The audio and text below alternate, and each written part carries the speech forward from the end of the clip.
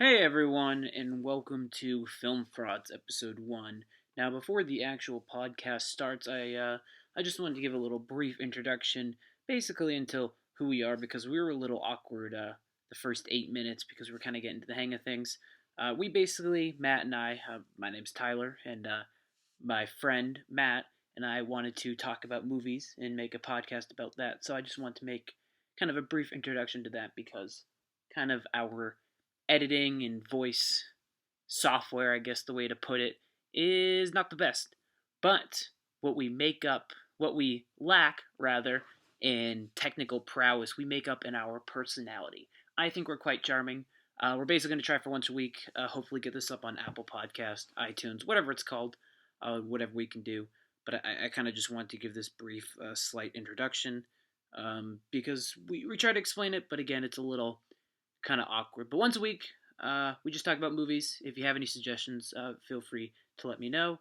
And now we are going to give it off to some generic iMovie music I found that will fade in to the start of the podcast. But thank you guys for listening. Enjoy.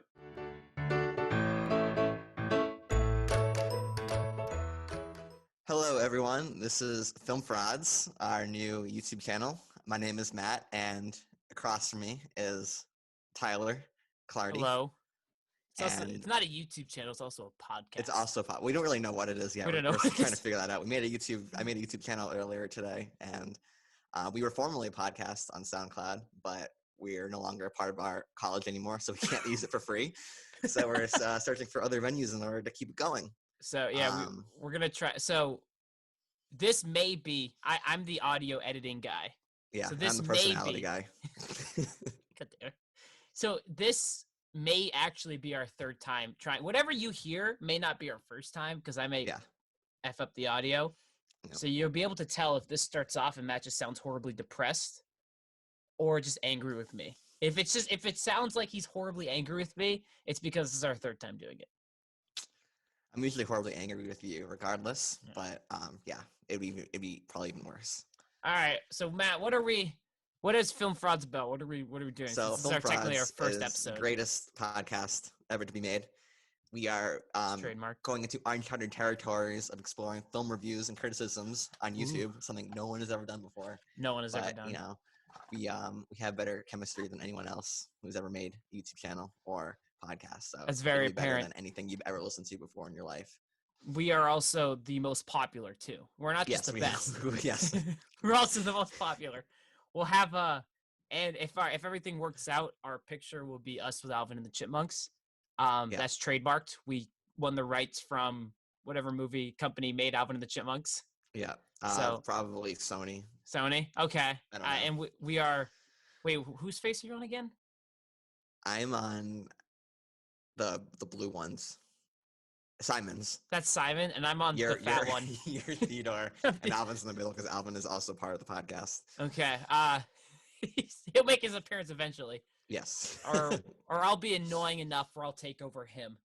Yeah. We'll figure it out. But so today's gonna be our first episode, and we wanted to keep it short and simple, not out of ease for everyone listening, but because I don't want to record too long and then mess up the audio.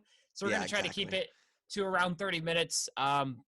And where our goal today was to basically just talk about some not underrated or unknown movies on Netflix, but just movies on Netflix we think people should be watching. And then we're just going to talk about what we watched recently because there's nothing going on because of Corona. So we just kind of wanted to share. We need money. Yeah, we do need money. So subscribe to our Patreon. We don't know what we'll put up there, but Patreon that we haven't made yet. We haven't made yet, or we don't have You want any. all the bloopers to our recording process. That we won't record. We'll just say they're bloopers. Yeah, exactly. I don't know if this ever goes on long enough. I imagine we'll do something. I don't know, like an extra episode a week. We'll think of something. Our personalities. You'll just want to give us money for our personalities. Yes. We're like adult entertainers. You just feel bad for us. Yeah. They're like, ugh. Yeah. All right, Matt. Most likely. What? All right. So underrated movie. It could be on Hulu. It could be on Amazon Prime. It could be on Netflix. Just like 3 movies that are streaming that you think people should see. Can I start with a TV show? Go for it. Go for it. Our thing is Film Frauds, but we can talk about TV too. Yeah, well, film is also film also applies to film. Actually, probably applies more to television now than it does movies. Yeah, that's actually a good point. So I'm just starting off with one of my favorite shows that I don't think got enough credit while it was around, and that's Penny Dreadful, which I just reviewed for our school's movie Newspaper. section. Newspaper, yeah, what those things. And it's a show that came out in the early 2010s, and it stars Eva Green, and it was on Showtime, and it's sort of like Victorian era. It has like Dorian Gray, Frankenstein, Dr. Jekyll, Mr. Hyde are all in it, and it's just a Victorian sort of haunted television show that involves fighting demons, but it's like more like artistic than that. When you describe it, it sounds like it's like kind of schlocky stuff, but it's written by John Logan, who has been the screenwriter for many great television shows and movies like Skyfall, which is one of my favorite movies of the last decade. He wrote Skyfall? He wrote Skyfall. Last Samurai, which came out early 2000s, another great movie, and Gladiator. So the guy knows his stuff. And I really want to bring this movie up now because this television show up now because the show got a reboot recently called Penny Dreadful City of Angels. And it's still written by John Logan, but it's taking place in a new time period in a new area of Los Angeles. The old one took place in London during Victorian times. And I watched the first episode. It was on YouTube, and seems like it's pretty good, but I would highly recommend that if you want to watch the new show, now is perfect time to go back and watch the 3 seasons that was the original Penny Dreadful television show, because it's on Netflix. It's not that long, and I think it's some of the best written television that I've seen recently in the past decade. For a second, I thought you were going to mention the Big Show. That's coming later. That's coming later. I'm sorry. I did finish that. It was all right. I might honestly watch an episode or two tonight. It might be one of those things where I'll just play a video game, put it on like right there, and be like, "Hey, how's it going?" Literally everything involving the Big Show is the best, but then everything around like the stupid daughters is like the lamest stuff. Matt hates women. It's here confirmed. He doesn't like daughters. I just like wrestlers more. For me, I don't have a television show because I suck at watching television, but I want to recommend a movie. It's a ghost story. It's very hard to find a movie that oftentimes a lot of criticisms about movies are a popular one is you're either going to love it or you hate it. And that's not really true for a lot of movies. I think the most abhorrent example of this is probably like The Last Jedi, where people go, you're either going to love the movie or hate it. No, not really. You can be somewhere in the middle on that. But I feel like a ghost story perfectly embodies that. It's weird. It's artistic. There's not a ton to it. There's not a lot of dialogue, a lot of slow-moving visuals. The movie's only 85, 90 minutes long, but the pace is slow. And it's one of those movies that I think, without any dialogue, perfectly captures its themes and ideas it's going for. But if someone, when I hated that movie, I could completely understand. I think a ghost story is one, you really have to sit, you have to put your phone away, you have to kind of just get into the atmosphere, because if not, if you're looking at your phone, if you're doing other things, you're going to hate the movie.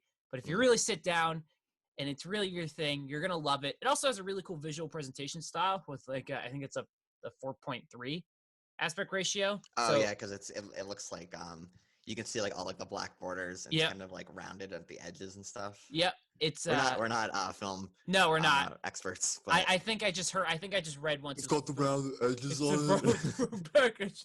It's a 4.3, Matt.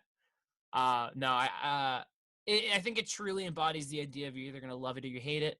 Again, it's very atmospheric. It's a really tough movie to watch, not because of any content, but just because the pacing can be slow, and you might just wonder what's the purpose of it. But if you give it a shot, there's a very good chance you like it.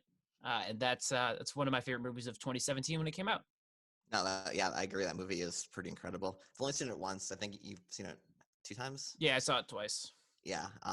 Would you say it got better on the second viewing? Yeah. I was when I saw it the first time, I did the right thing. I got not the right thing, but I turned off my phone and just kind of put it away and just actually watched it, and that's why I recommend. And the second time, it's kind of, you're at home and you kind of still look at your phone a little bit, but you get the idea. If you're watching it for the first time, watch it unimpeded. It's great.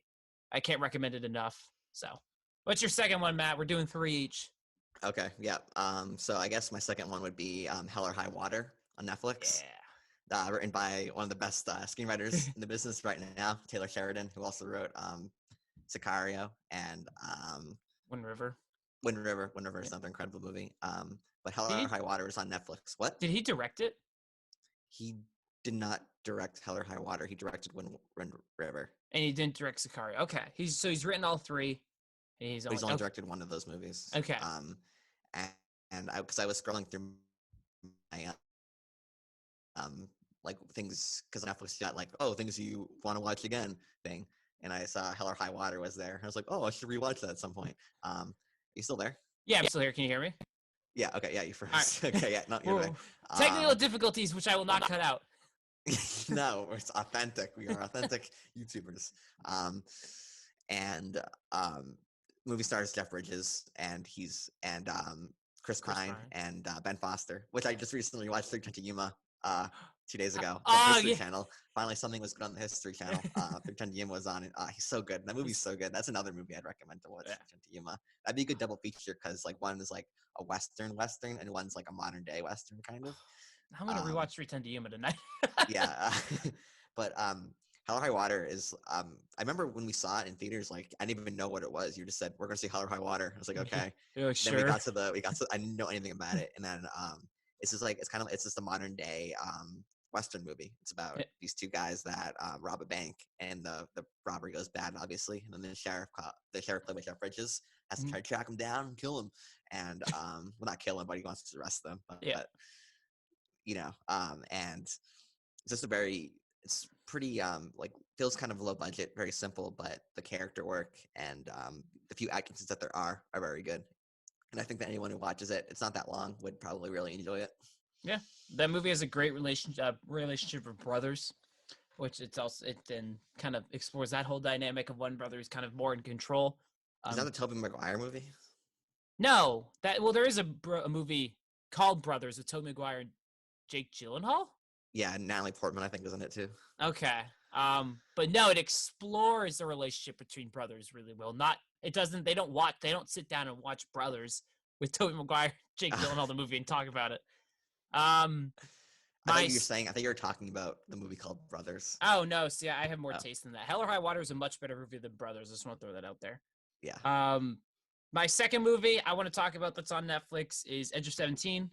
I'm kind of a sucker for coming of age movies. They're some of my favorite genres. The Way, Way Back's one of my favorite movies ever. I love The Way, Way Back. Perks of Being a Wallflower is amazing.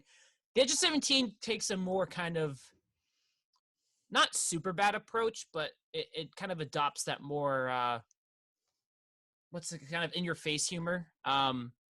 That kind of R-rated humor a little bit more. It definitely it uses its R rating to the best to kind of capture, I'd say, more realistic teenagers than there are in a lot of movies outside of maybe like 8th grade. These feel like genuine people, and I think that's a really hard thing to capture in coming of age movies, because a lot of times characters in these movies are kind of, I think glossy might not be the right word, but they're overly thematic or overly dramatic. And in Edge of 17, it feels like a kind of a real character going through real struggles with it's relatable, and it's not only that, but it's heartfelt and has great performances. And it's overall, the content is definitely, it's hard. You can't really watch that. You can't really give it to like an 11-year-old and go like, hey, you'll learn so much about it. But because there's definitely graphic content in it, but it definitely has its message and has its themes, and it's a really solid movie overall. Haley Steinfeld's great. Woody Harrelson's great. It's a really solid kind of rendition of high school in the modern times, and I cannot recommend it enough. We saw it as a double feature, pretty sure, with that and like Doctor Strange or something. Oh, something stupid, yeah. Was it Doctor Strange? It was like a really like average Marvel movie we saw it with. Isn't that Doctor Strange? Yeah, that's probably right. But I saw Doctor. Yeah, Edge of 17's great. Haley Steinfeld. This is probably either her best or second best performance. That's True Grit. Yeah, True Grit. She's really good in that too. But this one just feels like a really great character movie about teenagers, and I could not appreciate it enough. All right. Yeah, I think it's a good movie. Have you seen Mid-90s? I have not seen Mid-90s yet. Mid-90s is another good coming of age movie. Just throw it out there. All right, that's Matt's third recommendation and mine. Yeah, the one that Tyler hasn't seen. All right, what's your third? What do you got? My third one is it's on Amazon Prime, and it's a movie that we both really like. It's Turbo Kid. Oh, Turbo Kid, starring a bunch of people that no one knows about except for Michael Ironside, who's one of the best actors ever.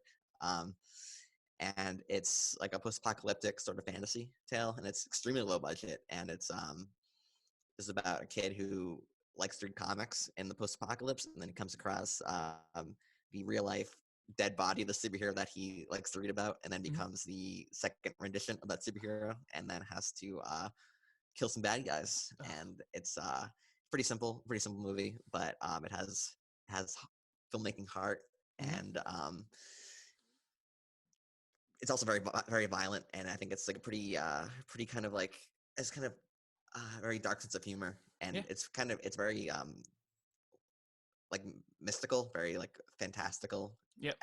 In one degree, kind of like a kid's fairy tale, but also with like extremely grotesque violence. Oh, it's great. And decapitations and stuff. It's just a really, really good movie. I remember the one scene in that movie that sticks out. Not really spoilers, but the scene in the arena, or their version of the arena, where it kind of just starts the brutal violence. It's kind of has that it has that Tarantino-esque style violence, overly bloody. Yeah. But not overly stylized. It's just kind of grotesque. With, like you said, I think that's a good word for it. Also has like a really great soundtrack. Like it's very like a synth neon kind of soundtrack. And it's like I don't know much about like 80s culture, but I've been told that it's very 80s inspired with things. And it also kind of reminds me of like the original Star Wars, where it's like a bunch of you can just tell like on set they just had a bunch of like random gear and stuff to put on people, like the cantina scene in Star Wars compared to the scene where Tobruk Kid goes into that bar to find the Australian hunter guy. There's like a bunch of like really weird people are all in the background. You can just tell they just had some stuff on set. They're like, oh, let's just throw this on this guy. Just screw it. Very, very minimalist and very like DIY kind of filmmaking, which I think is really cool. Yeah. Turbo Kid's a great movie. Again, not really for the faint of heart or for younger people. No, but I mean, if they can get over like, I mean, the violence isn't like it's violent, but it's very comically violent. Like it's not like people are like screaming like, oh, it's got like when they get like their arm cut off, it's very comical in their reactions and stuff. So if they can overcome that part, I think they'd be fine. But yeah, probably not for young kids. All right, my going in that vein of difficult movies to watch, there's a movie that came out. It's on Shudder, but there's other means in which you can watch the movie. I won't say explicitly, but I watched a 2010 South Korean film called I Saw the Devil. Matt loves this movie. It is probably one of the content-wise and narrative-wise and kind of just thematic-wise, it is hard to watch. There's a movie with no heroes. Everyone's awful. There's so much graphic content, murder, death, but it is all done with such style and flair and purpose. And South Korean movies have probably the best characters out of anything. Hold on, we're gonna pause for one quick second. Hey guys, welcome back. You're gonna see. I'm not gonna edit that out. We're home for quarantines because we're stuck at home, so family members come and go. That one was not on me, even though I have a larger family. That one was on Matt. But also apologize for any background noise. We don't have the best bikes, and we also don't have the most privacy. Again. Well, I have no privacy here. So but just deal with it. But I Saw the Devil. It's astounding. The opening shot of following a car through the snow. It's great. Everything about that movie is great. The characters are phenomenal. It's surprisingly fun, which is a really hard tone to capture. I can't say it's lighthearted, but there's a definite. It's not lighthearted. No, it's not lighthearted, but there's a definite joy, which kind of works perfectly with the kind of horrific elements that are happening. It's a revenge movie. It's a guy whose wife is killed by a serial killer, and he basically hunts down the serial killer. And then it's a game of cat and mouse between the two with eccentric characters, horrific violence and actions of – it's basically actions of rape and sexual assault. It's really tough to watch, but if you can stomach that kind of movie, you're going to get a kind of a once-in-a-lifetime experience of just well-rounded, well-developed characters with an intense thriller kind of element to it. It's a phenomenal movie. I honestly like it than any other Bong Joon-ho movie I've seen, which he's kind of the popular South Korean director now. I think that everyone knows and can compare to. I liked it more than basically all of his other movies that I've seen so far, which isn't all of them, but it's still a fair number of them.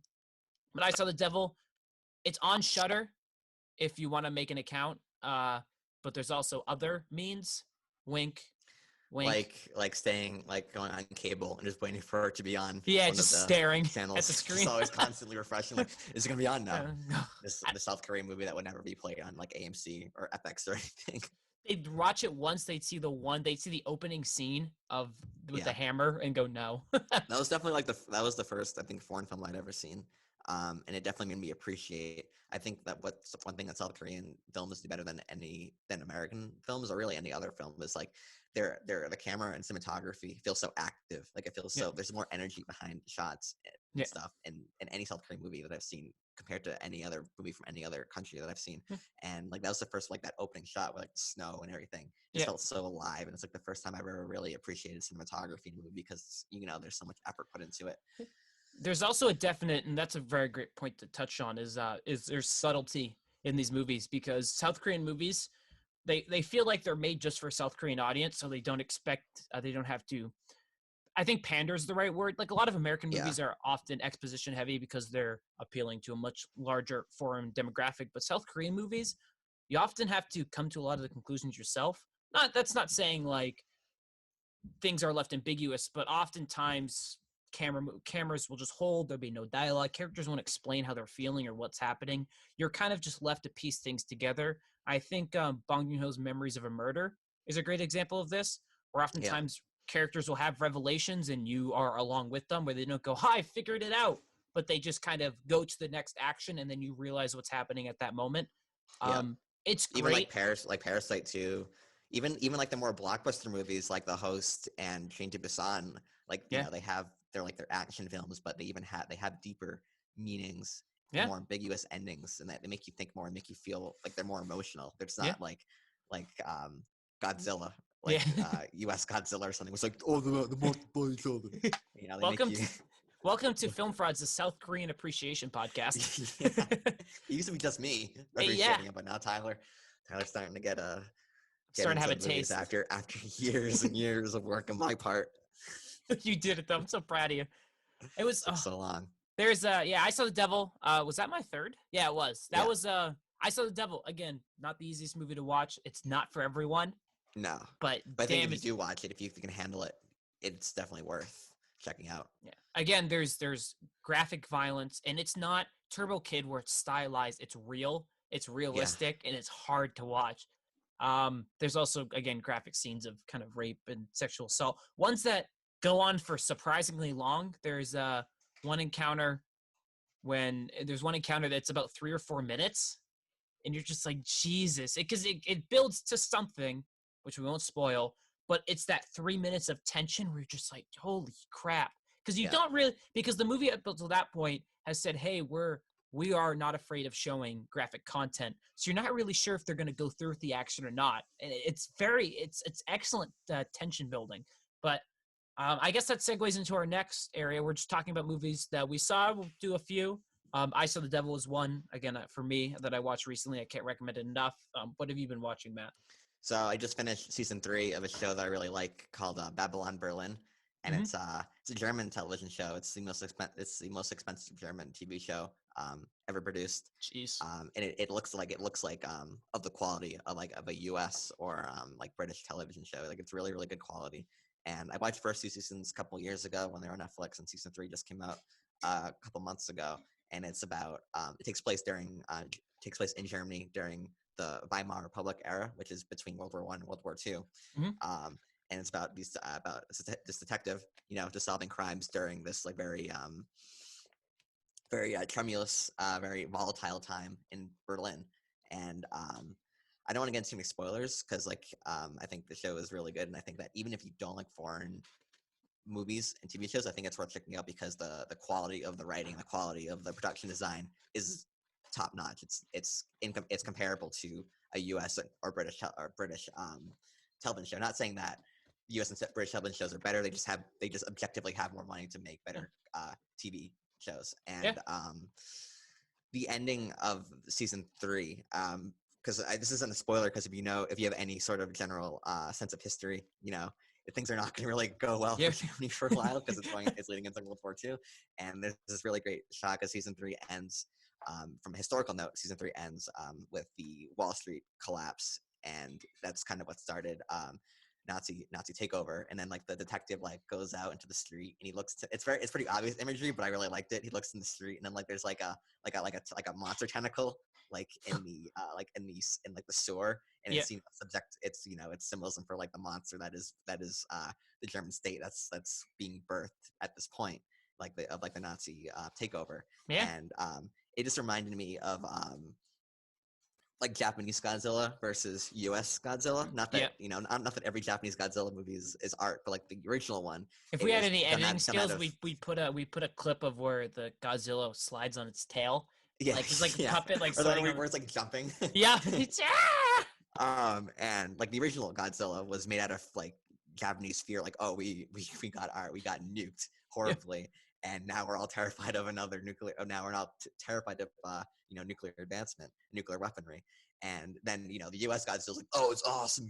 He rips the guy's jaw open and stuff, and like explodes in his face. Yeah, and things like that. And same thing goes. Not that the U.S. has ever attempted to make anything about like Nazi Germany, but you get the feeling that the filmmakers behind it, you get like that emotional feeling of like, because like they're Germans, even though they weren't born during this time period, it's part of their culture, and it's there's unexplainable sort of like deeper feeling, that foreboding feeling throughout the whole show, because where things are going, but historically, but you like these characters so much that like there's a little optimism. You're like, oh, like how are they going to react to what happens to Germany once it finally happens? And now season 3 ends with it basically being right on the door of full Nazi takeover, and it's just very fascinating. Now the seasons 1 through 3 are also really good in themselves, because the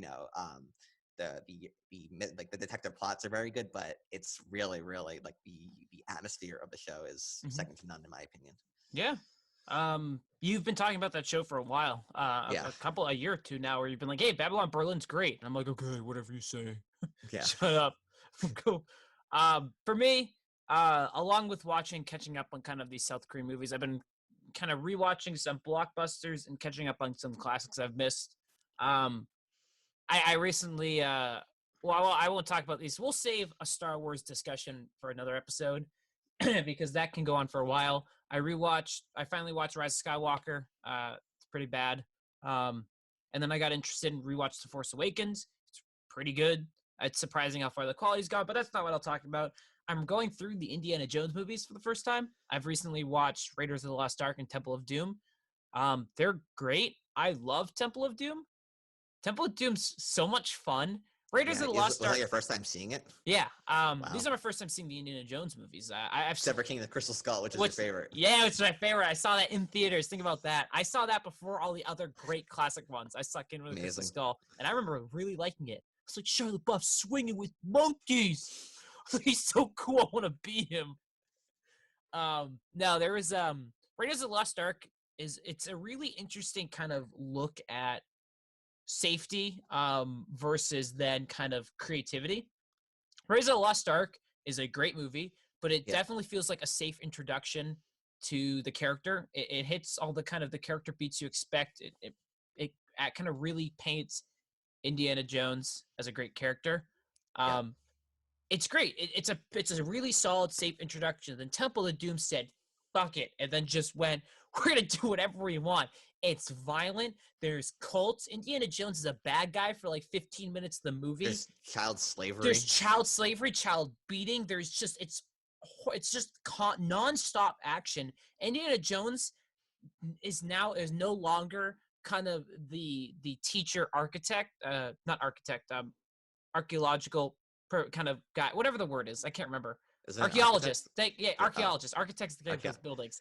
Because there's a definite in Raiders of the Lost Ark, there's a definite line of, hey, he's kind of human, he's a teacher, but he's also kind of a badass. And they really hit that line really well in Raiders of the Lost Ark. In Temple of Doom, they just say, fuck it, he's a superhero. He fights and gets his ass kicked by so many people and just keeps going. It's absurd. It's also really weird they went, hey, we want to market to more people. Put in short round.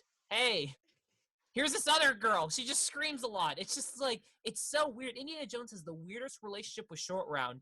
It's just so baffling. He's like, I hired him. It's like, what does that mean? That's also a prequel to. It's like technically a prequel to Raiders of the Lost Ark, which is even weirder. Yeah, it's baffling. The movie is just, it's so absurd. And it's just like they went, hey, how weird can we make it? They definitely, from everything I know about The Last Crusade, they really went, holy shit, we went too far with Temple of Doom. Let's tone it back to a character movie, because Raiders of the Lost Ark is a character movie. It's about the relationship between Indy and Marion. Yep. Explores the dynamic between there. Temple of Doom, they just went, hey, he's also a really cool action star. Let's try to get wild. And I think in The Last Crusade, they're going to go, because it's about him and Sean Connery, his dad. They're going to go back to again, I haven't seen it. Could be talking on my ass. I'm going to probably watch it tonight. It's going to explore that character relationship again. I love Temple of Doom. I like it more than Raiders of the Lost Ark. It is so fun. It's so wacky. That it's also one of those movies like, hey, the movie's an hour and 40 minutes long. Just kind of go watch it. It's a really solid hour 40 minutes. You can't go wrong with it. It's also have you seen the Mr. Plinkett review for Indiana Jones and the Kingdom of the Crystal Skull? I have, yes. And he's talking about how like Indiana Jones' real space would be all punched in and stuff because of all the beatings he's taken. And then he talks about how Indiana Jones is so compelling. Well, not compelling. He's not, like they say that he's purposely not. He's not an interesting character. Yeah. Because he's just a horrible murderer. That's why people like him. Yeah. And he was showing, Mr. Plinkett was showing all the scenes of him murdering people in the first two movies and how he doesn't do that at all in Kingdom of the Crystal Skull. It's baffling. That's partially what makes him less interesting. There's a scene in Temple of Doom where he fights the Muscle, where he's on a conveyor belt and he's getting just the shit kicked out of him by the Muscle, while he's also being stabbed by a voodoo doll. Yeah. And he's in pain. He comes back as Indiana Jones. And it's a conveyor belt, and it's one of those things where you would think they'd have Indiana Jones like look away in horror as the guy gets sucked into the conveyor belt. No, he looks back and sees the blood going around the grinder, and he just kind of looks back and he kind of like he looks satisfied. He makes no attempt to help him. He goes and then dies, and you think they go, oh, humanize him. He's not a horrible murderer. He just has to do it to survive. No, he like looks back in glee. Yes. You're like, Jesus. There's in Temple of Doom, there are shots when they chop the bridge and it falls where it's like the same shots of they just got alligators and put meat into clothes and just threw it at them.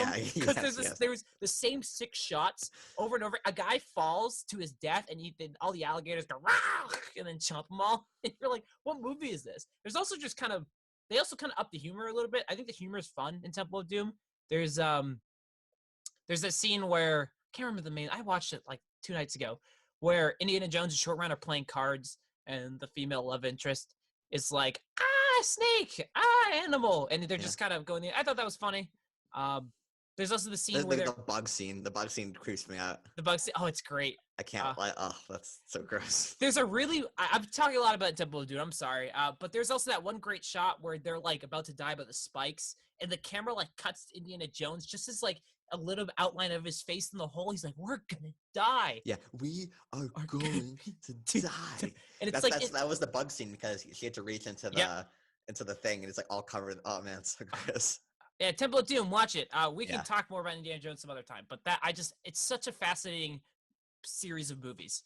Yes. What do you got next, Matt? Because I recently watched for the first time The Good, the Bad, and the Ugly.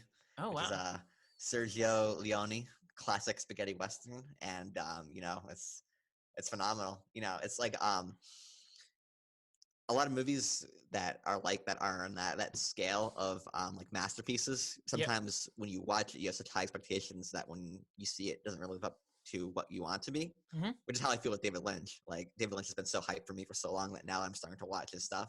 I'm like, oh, like okay, yeah, like, I'm pretty like it's been so elevated that when I watch, like, oh, this isn't as weird as people make it seem like it is. Yep.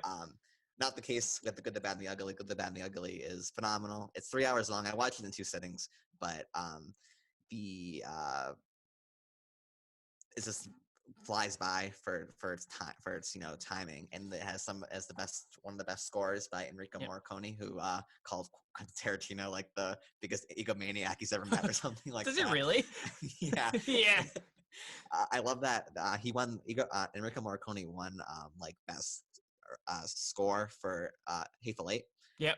But he wasn't there for the Golden Globe, so Tarantino accepted the award, and Tarantino's so happy. He's like, who would think that Enrico Morricone would win his first Golden Globe for one of my movies? And then later on, Enrico Morricone's like, I hate Quentin Tarantino. He's like, I hate him so much. To work with.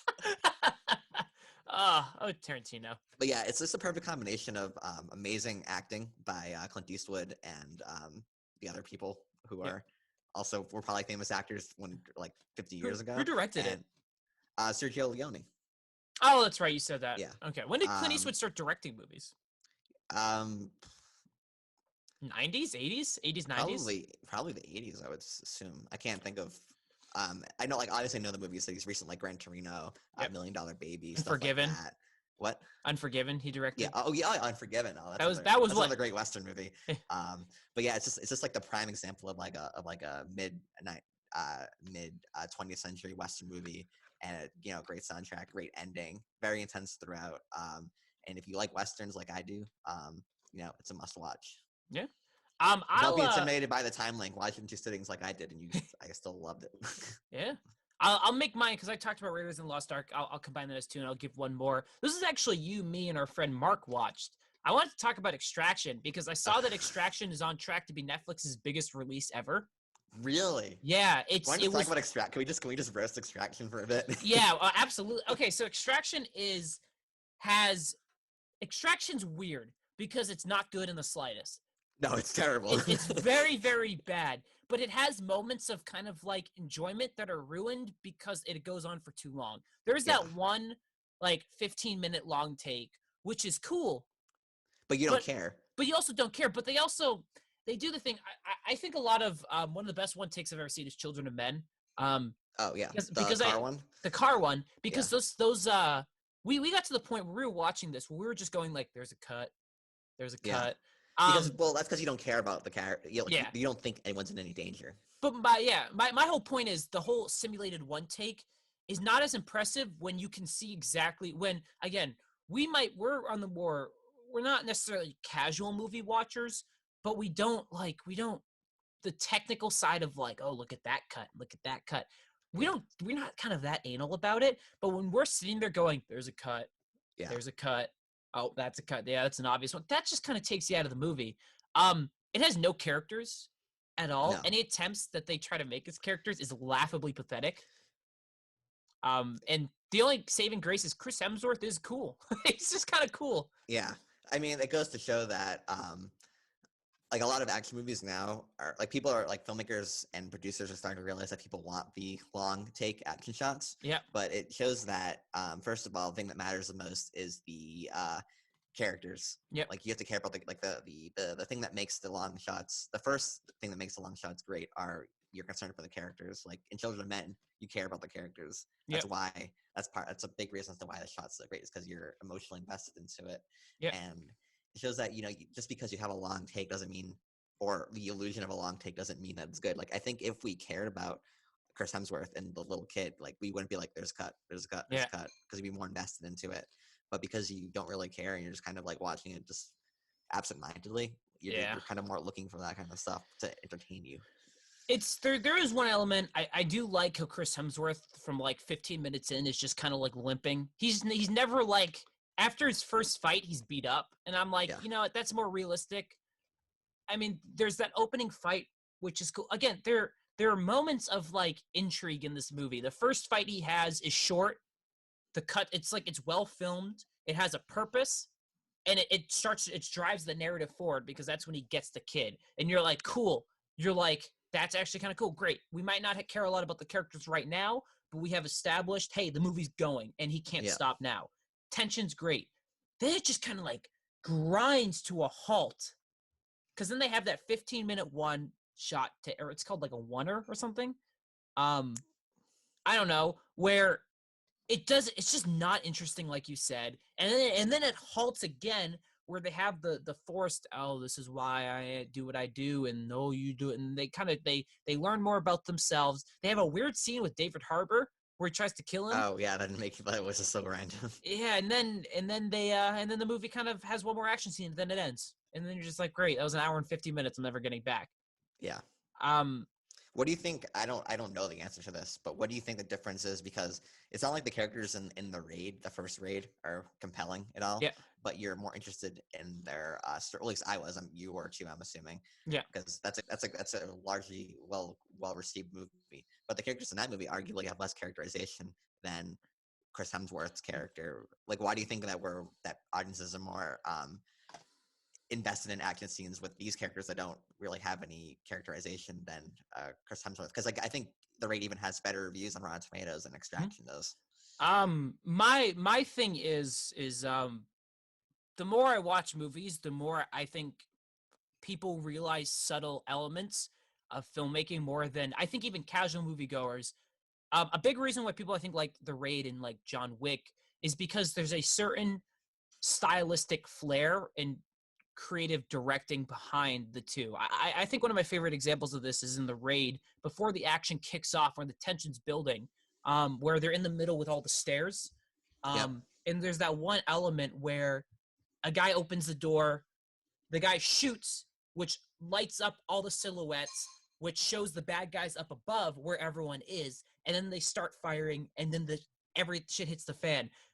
There's none of that kind of like creative directing in Extraction. It's very like the cuts are cool and you can tell a lot of work went into it, but there's no like style to it. And I think that's very hard to kind of capture directly. Like John Wick has its certain kind of mythos with the character, which makes it interesting, but then it also has its kind of like synth kind of neo look, blue lights, interesting world. And it's a simple like, here's the world we're in, here's the style of it, and it never breaks that. Extraction feels very much like we have Chris Hemsworth and he can do cool stunts. Here's some cool choreography, but let's not do anything creative with it besides it being like we just like have cool stunts. Yeah. I don't know. I think world is an interesting thing too, and I think also narrative thing, because again, the raid is set in one location. It's one location. It's not too big. These guys are trying to get this one person. Oh, now they're fighting for their lives. Great. Simple.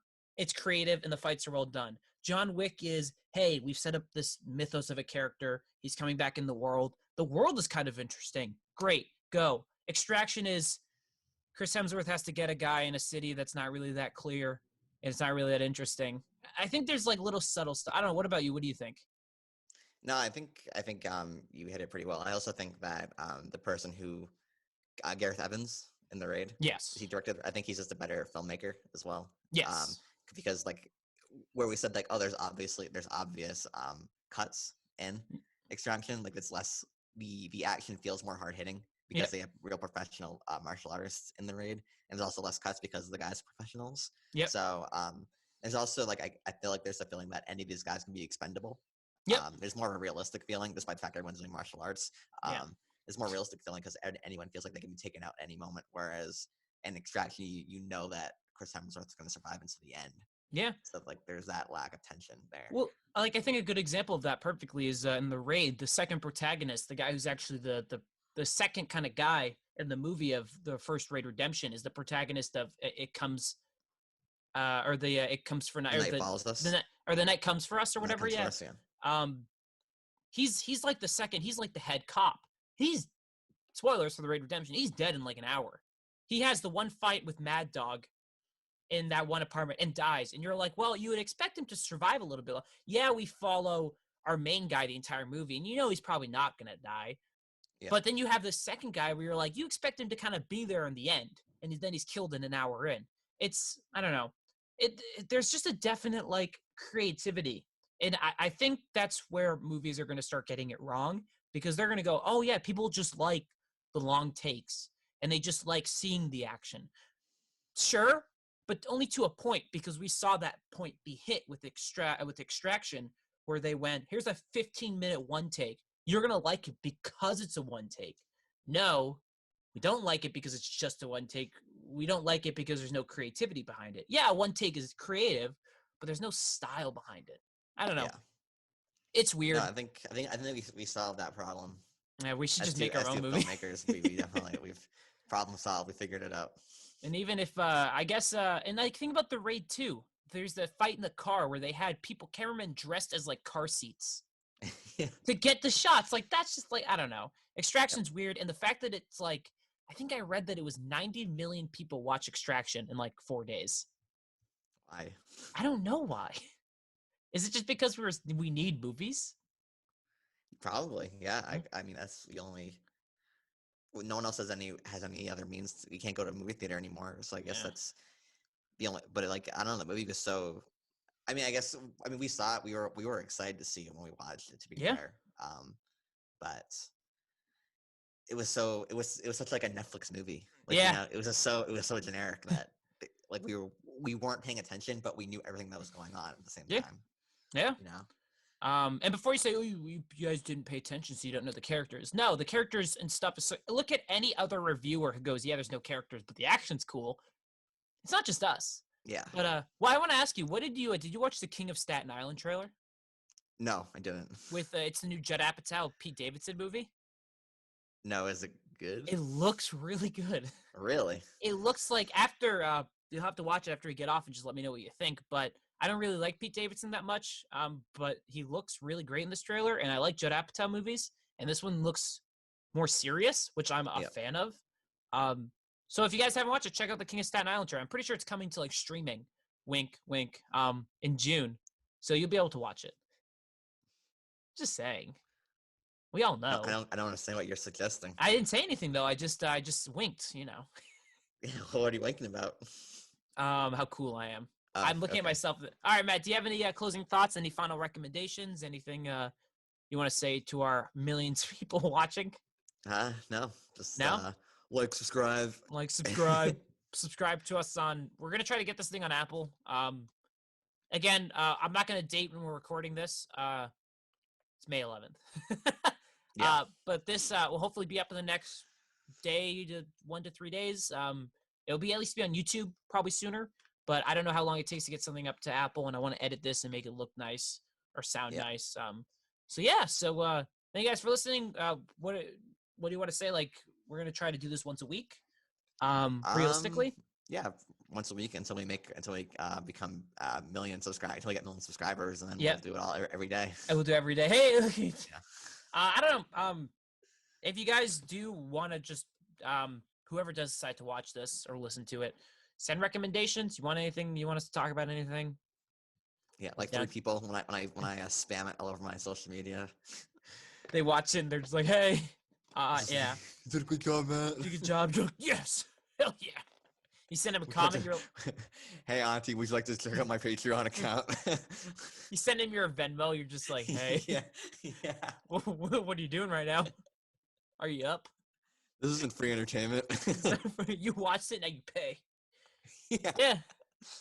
Yes. Thank you guys for listening. This probably went about 45 minutes, which is actually a lot quicker than I thought it was going to be. So, yeah. This was. Oh wait, no, because we talked before. Wait, I want to give it to you behind the scenes. So okay. Yeah. No. Yeah. It's been about 45 minutes. You're right. Yeah. All right, guys. So thank you for listening. Hopefully this will be up soon. Okay. Bye. Bye.